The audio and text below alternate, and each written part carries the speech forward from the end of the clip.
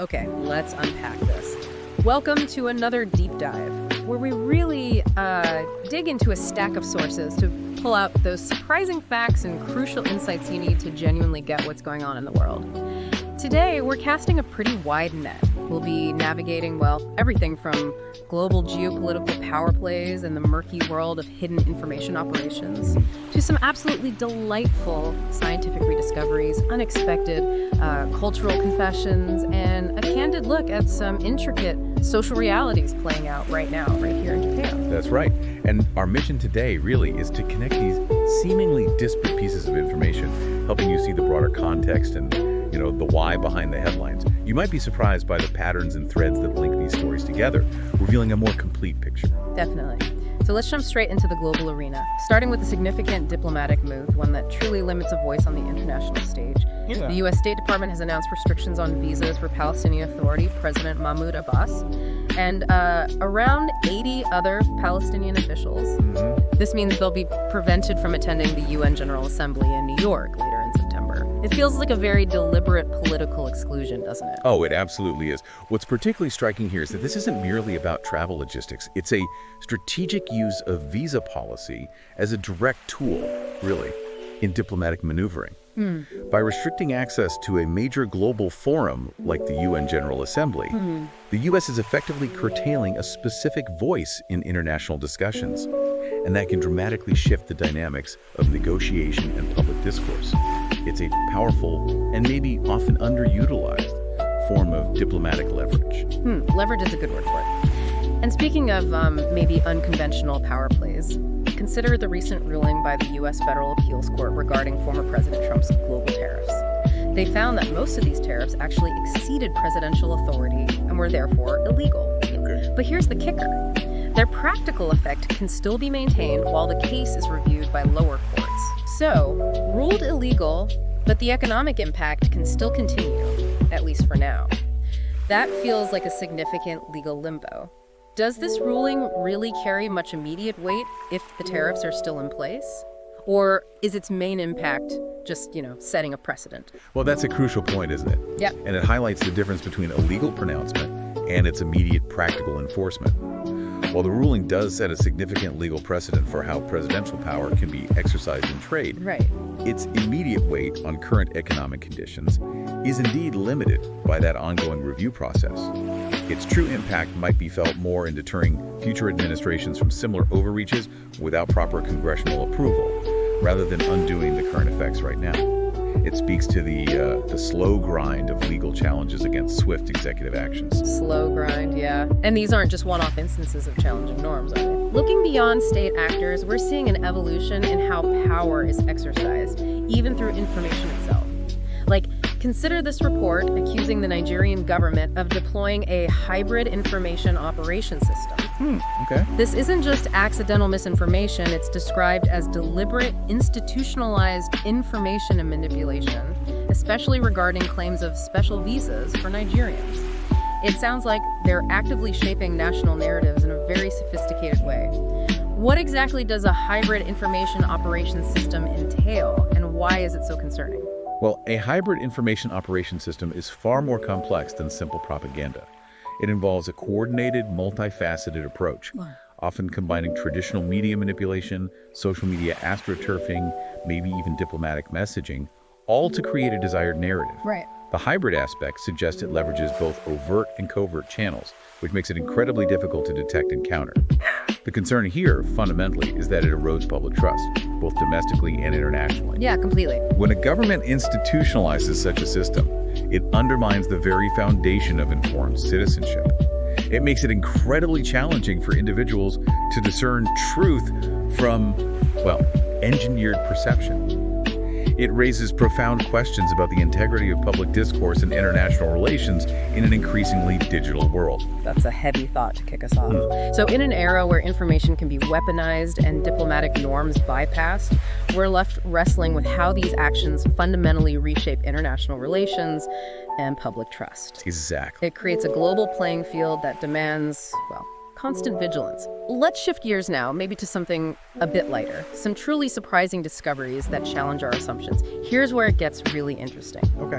Imagine a species thought to be extinct, only to find it alive and well right in front of you. Wow. That's the incredible story of the Sligo giant salamander, a Chinese native believed to be gone forever, but recently found living in 2 aquariums in Japan. In Japan. How did they get there? Well, the details aren't fully clear, but one of them, the Sunshine Aquarium in Tokyo, is now proudly displaying this valuable creature. Talk about a comeback. What does a rediscovery like this tell us about nature's resilience and maybe our efforts to protect it? It's fantastic, isn't it? It's a reminder that nature often holds hidden resilience. And sometimes conservation efforts, even seemingly passive ones like captive breeding or incidental survival in private collections, can lead to these incredible rediscoveries. It underscores the immense value of every individual life in preserving biodiversity. And frankly, it's humbling. It shows we don't always know everything that's out there, even when we think a species is lost. Absolutely. It offers a powerful message of hope for other species on the brink. Hope, exactly. And on the note of biological marvels, Chinese scientists have successfully developed glow-in-the-dark succulents. Get out, really? Yeah, these plants can absorb light and then emit it for up to 2 hours in the dark, and the rather astonishing cost of development, only around 200 yen per plant. 200 yen, that's amazing. Imagine a whole room lit by these. Beyond the sheer coolness factor, what are the practical implications of such an affordable bioengineering feat? Oh, these glow-in-the-dark succulents are truly fascinating. They challenge our perceptions, don't they? Showing us that what seems like science fiction is becoming an affordable reality. Beyond just, cool mood lighting. Imagine the potential applications. Maybe sustainable emergency lighting. Bioindicators for environmental changes. Even as educational tools. The low development cost is absolutely key. Because it means this isn't just a niche luxury. It opens up possibilities for widespread, impactful uses that could be surprisingly beneficial in various fields, from maybe urban design to disaster preparedness. It's a testament to the innovative power of modern biotechnology. Incredible. Okay, so from the wonders of nature and science, let's pivot to culture and a revelation from a legendary figure that might make you rethink creative genius. Oh. John Williams. The iconic composer behind the unforgettable scores for Star Wars, Jaws, Harry Potter. A legend, absolutely. He recently confessed in an upcoming autobiography that he never liked film music and simply viewed it as just a job. Wait, John Williams?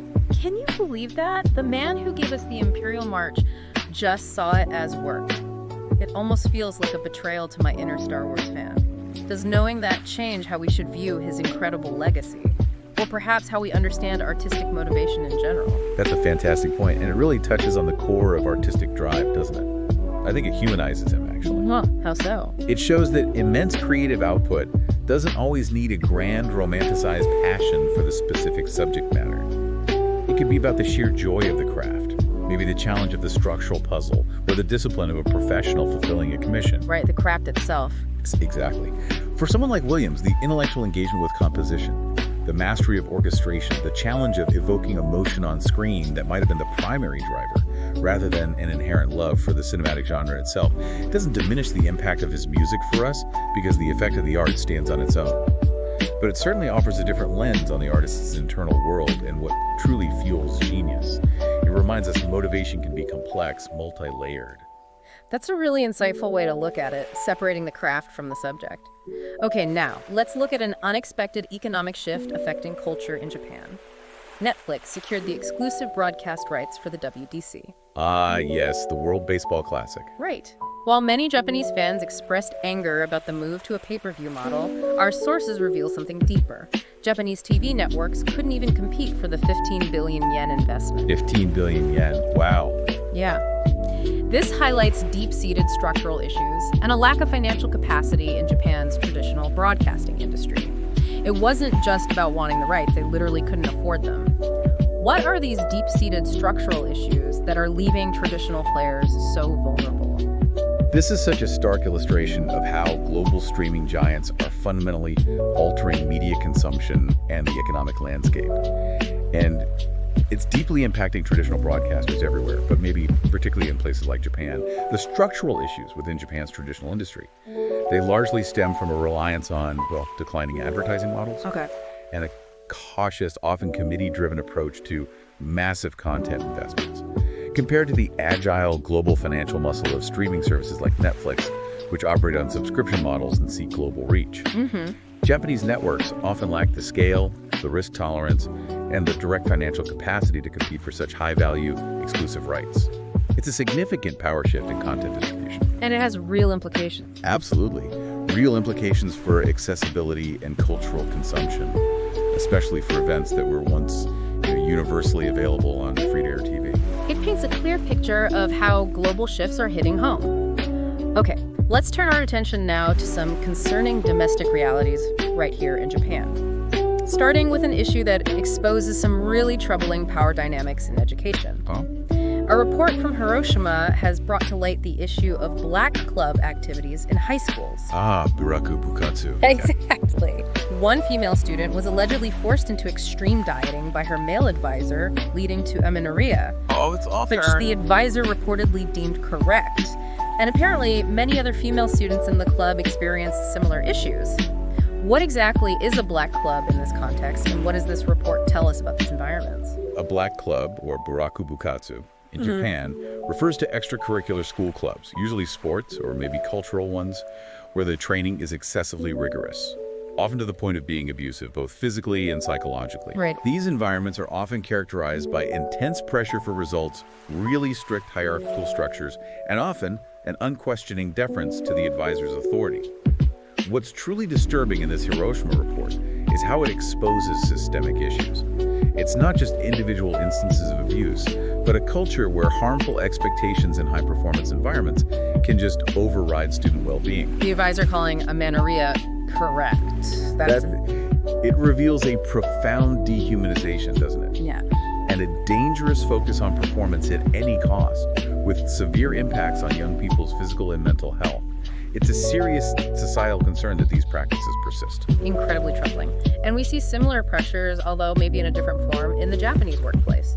Despite Japan experiencing record high temperatures in 2025, like 41.2 degrees Celsius in Hyogo and a national record of 41.8 in Gunma. Unbearable heat. Right. There's still this strong push for a return to office, which has led to a practice called coffee badging. Coffee badging? What's that? It's where employees briefly show up just to register their presence, maybe grab a coffee, tap their badge, and leave. Just to prove they were there. Exactly. And meanwhile, this extreme heat also severely limits children's opportunities for outdoor play.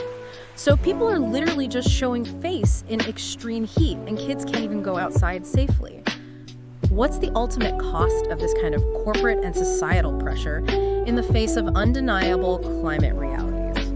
This raises such an important question about how societal expectations, corporate culture, and the, undeniable impact of climate change are shaping daily life and public well-being, often at the expense of individual health and quality of life. Yeah. Coffee badging is a perfect example of a performative action. It's driven by a corporate culture that values presenteeism, just being seen over actual productivity or employee welfare. The ultimate cost is multifaceted, isn't it? It leads to decreased morale, blood out, unproductive commutes, and dangerous heat, and a significant societal impact on families and children who lose crucial outdoor activity time. It's a conflict between traditional work models and evolving environmental and social needs. And Japan seems to be facing these challenges very acutely. The pressure to conform, even when it's uncomfortable or inefficient, is a powerful cultural force. It certainly sounds like a system struggling to adapt. Then there's this incredibly specific detail from Suzuka City in Mie Prefecture concerning welfare applications. Okay. Every applicant is apparently asked to empty their wallet, and every single yen is counted. Every yen. Seriously? Yes. Experts criticize this practice as unnecessary and potentially humiliating, saying it deters people from seeking essential support. That's an extreme level of scrutiny. Frankly, it sounds quite dehumanizing. It absolutely is. This practice, while maybe intended for thoroughness, reflects a broader societal disconnect, maybe a fundamental lack of empathy in some bureaucratic processes. Yeah, it feels like that. It treats individuals seeking help with suspicion, fostering shame, and deterring them from accessing critical support. And, if we connect this to the broader picture of communication, consider how the language used by agricultural experts in Japan is often described as a foreign language, to the 99% of the population who aren't directly involved in farming. Oh, I've heard that. This communication gap can lead to significant misunderstandings and a lack of public support for critical industries. So if we tie these two examples together, the welfare scrutiny and the agricultural communication gap, what's the common thread that deeply impacts individuals and society in Japan? Well, both instances, though they seem unrelated in their specific domain, reveal a common thread: a systemic failure of clear, empathetic communication and engagement. In welfare, it's an intimidating, scrutinizing approach. Yeah. It creates an immediate procedural barrier to essential support, fueled perhaps by a lack of trust. In agriculture, it's a linguistic and conceptual divide that isolates a critical industry from public understanding and appreciation, creating more of a cultural barrier. I see. Both show how a disconnect, whether it's procedural, linguistic, or cultural, can profoundly impact public trust, individual well-being, and societal cohesion. And these things often remain out of the mainstream spotlight until, well, a deep dive like this reveals their significance. So what does this all mean? These examples, from abusive school clubs to climate-unfriendly workplace pressures, dehumanizing welfare practices, and these communication divides in agriculture, they illustrate subtle but significant systemic issues that profoundly impact individuals in Japan. It's a powerful reminder that even in highly developed societies, there are often unseen pressures and challenges that demand our attention. We've navigated a truly diverse landscape today, haven't we? From the high-stakes world of international diplomacy and the surprising corners of science and culture to the very real and often unseen challenges within Japanese society. It's been a fascinating journey of discovery. And what we hope you've taken away is that beyond the immediate news, there are always deeper patterns and interconnected stories at play. Understanding these connections hopefully helps you gain a more nuanced and thorough perspective on the world, allowing you to see the threads that tie seemingly separate events together. Exactly. And for your final thought today, consider this. How often do we accept surface-level explanations or maybe just the immediate impact of an event when a deeper dive might reveal a completely different and far more telling truth about the underlying forces at work? Keep questioning, keep exploring, and keep looking for those deeper connections.